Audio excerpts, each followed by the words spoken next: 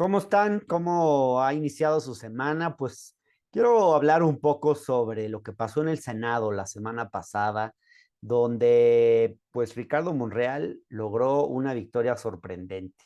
Yo le llamé a mi artículo del Universal del domingo la jugada magistral de Monreal, porque más allá de si simpatizo o no con este personaje o de las muchas críticas que tengo hacia él, creo que demostró una vez más una operación política sorprendente, porque logró, pues, además de él obtener muchos votos, logró que un allegado suyo ocupe la presidencia de la mesa directiva y seguir controlando el Senado. Me refiero obviamente al senador Alejandro Armenta, quien quedó como el presidente de la mesa directiva del Senado, que es el que llevará el Senado durante todo el año que viene a partir de ahora, digamos, que inicia el periodo ordinario de sesiones. Y bueno, también hay que decirlo, no solo exhibe todo esto la capacidad de operación de Monreal, sino por otro lado la deficiente capacidad de operación que tienen sus adversarios políticos dentro de Morena.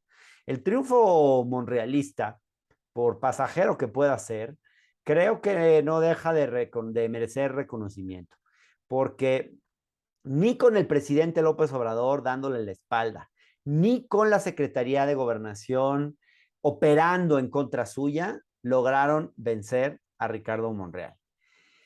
En contraste, pues desde Palacio Nacional y la Secretaría de Gobernación hubo una operación tardía, la verdad es que la operación política fue tardía, fue insuficiente, fue deficiente a favor de Higinio Martínez para ganar la partida y ocupar este importante puesto en el Senado. Entraron tarde, entraron mal, y bueno, pues así lo reconocen varios senadores, si uno habla con ellos, tanto oficialistas como opositores. Creo que gran parte del problema es que se intentó penalizar a Monreal, haciéndole un vacío a toda la bancada, a todo el grupo parlamentario de Morena, y esto terminó siendo contraproducente. Recordarán ustedes que la semana pasada se ausentaron de la reunión plenaria de Morena, estas reuniones que se convocan antes de que inicie un periodo de sesiones en el Congreso, donde los grupos parlamentarios se sientan a discutir la agenda, ¿no? De la agenda del periodo ordinario. Y bueno, muchas veces invitan a secretarios de Estado, invitan a distintas personas a darles pláticas. Bueno, pues aquí estaban confirmados para presentar, para estar con la bancada de Morena, el secretario de Gobernación, Adán Augusto, la secretaria de Seguridad Ciudadana, Rosa Isela Rodríguez, el secretario de la Defensa, Luis Crescencio Sandoval, y también el de la Marina, José Rafael Ojeda Durán. Y además, bueno, ninguno de estos fue, o sea, de 6 secretarios que estaban citados, 4 no fueron, solamente fue Marcelo Ebrard y Tatiana, o sea, claramente fue un desaire al grupo parlamentario de Morena, supuestamente para penalizar a Monreal, para castigarlo por la línea que ha adoptado de crítica ante el presidente. Y otro que no fue también Mario Delgado, el presidente del partido. Y la verdad es que esto al final el tiro le salió por la culata porque esto se sumó al agravio que ya de por sí algunos senadores vienen sintiendo desde hace rato frente al trato que se les da desde el gobierno. Y pues vieron esto como un desaire a todos y eso también les quitó votos e hizo que varios se solidarizaran con Monreal. Pero digamos, veamos más de cerca cómo estuvieron los números de la votación porque creo que vale la pena. El voto duro a favor de Ricardo Monreal en la bancada es de unos 15 o 20 votos aproximadamente. Esos son los senadores que trae Monreal con él y que son los que van a votar con él. Y digamos, sí, su voto duro. Aproximadamente entre 15 o 20. Pero, pues ya cuando se ve la votación, vemos que Alejandro Armenta, obtuvo 36 votos, mucho más que el voto duro de Monreal, contra Higinio Martínez, que obtuvo 28. Higinio Martínez, que fue el que compitió por la candidatura por el Estado de México y no se la dieron porque se la dieron a Delfina. De estos 8 votos que hubo de diferencia, digamos, entre Alejandro Armenta y su Higinio, al menos 4 de ellos habrían sido de simpatizantes de Marcelo Ebrard, que tiene un acuerdo político con Morena, para restarle peso político a Claudia Sheinbaum. Fueron Malú Micher, Berta Carabeo, Daniel Gutiérrez y Rafael Espino. Y los otros cuatro eran cuatro senadores que iban a votar por Gabriel García, que pues declina a favor de Higinio, y cuando se le pasan sus votos, pues no se le van a Higinio, sino que más bien se le van a Armenta. Esta elección que hubo en el Senado hay que verla de alguna forma en clave sucesoria.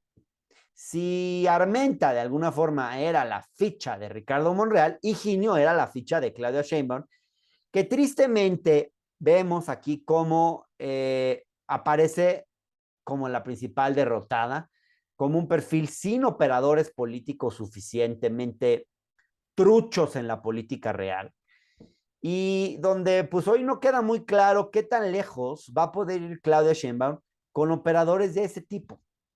Entonces, aparentemente, César Cravioto, que es cercano a Claudia Sheinbaum, y otros senadores también cercanos a la jefa de gobierno, le habrían asegurado que iban a sacar la votación a favor de Higinio con más de 40 votos a favor suya, de Higinio. En el entorno monrealista se dice además que el miércoles los adversarios del senador zacatecano también estaban pensando ir por su cabeza. Entonces, pues eso hizo que se movilizaran para que no lo destituyeran. O sea, ya se pensaba que iban en contra de Monreal y que lo iban a destituir. Y bueno, al final no ocurrió ni una cosa ni la otra. Y lo que vemos es que, pues no solo no lograron sus más de 40 votos, sino que tampoco lograron destituir a Monreal. Y esto que, a pesar de que, pues sí, o sea, ni con el presidente de su lado, ni con el apoyo de César Yáñez en gobernación y de Adán Augusto López Hernández, el secretario, pudieron sacar adelante una votación tan importante, lo cual pues sí, sí habla de una muy deficiente capacidad de operación política por parte de los adversarios de Ricardo Monreal. Y creo que no hay forma de ocultarlo. La jefa de gobierno, Claudia Sheinbaum, fue la gran perdedora en el Senado y aparece, insisto, como un perfil sin operadores políticos, sin, digamos, sin músculo político suficiente para operar en situaciones complicadas como esta. Monreal, en cambio, pues operó en grande, habló, negoció con todos los coordinadores parlamentarios, a los que, bueno, además de esperanzarlos con frenar ciertos temas de la agenda presidencial, pues les ha venido dando recursos, cargos, prebendas, etcétera, etcétera. Sobre esto, quiero recordarles que hoy se publica una columna en Reforma de Roberto Samarripa, muy interesante, donde, bueno, él menciona que pues la versión que viene circulando es justamente que Monreal se había sentido acorralado y pues prácticamente sentía que ya tenía sus días contados, y entonces empezó a negociar con la oposición para mantenerse él como presidente de la mesa directiva, creando una especie de nueva mayoría que pues iba a frenar algunas de las reformas que se plantea López Obrador. Pues la sorpresa ocurrió cuando resultó que el que ganó la elección interna fue Armenta, que al parecer Monreal reculó, y bueno, algunos de la oposición dicen que con esto ya perdió su oportunidad de irse a la oposición Monreal por no atreverse a definirse, digamos. La verdad es que no lo sabemos, eh, pero bueno, en cualquier caso, creo que Monreal tiene la ventaja de que, además de ser alguien que opera con mucha destreza política, no está mayormente sujeto a principios ideológicos. Recordemos que Ricardo Monreal, pues es sobre todo un político pragmático y versátil, capaz de saber acomodarse a los tiempos, de endulzarle el oído a la oposición, a las distintas fuerzas políticas. Y pues la retórica esta de que el Congreso debe ser un órgano de control constitucional y autónomo, pues yo creo que esto que le oímos decir la semana pasada, yo creo que es especialmente un cálculo político y un coqueteo que está haciendo con la oposición, pero Monreal fácilmente puede cambiar esos principios por otros.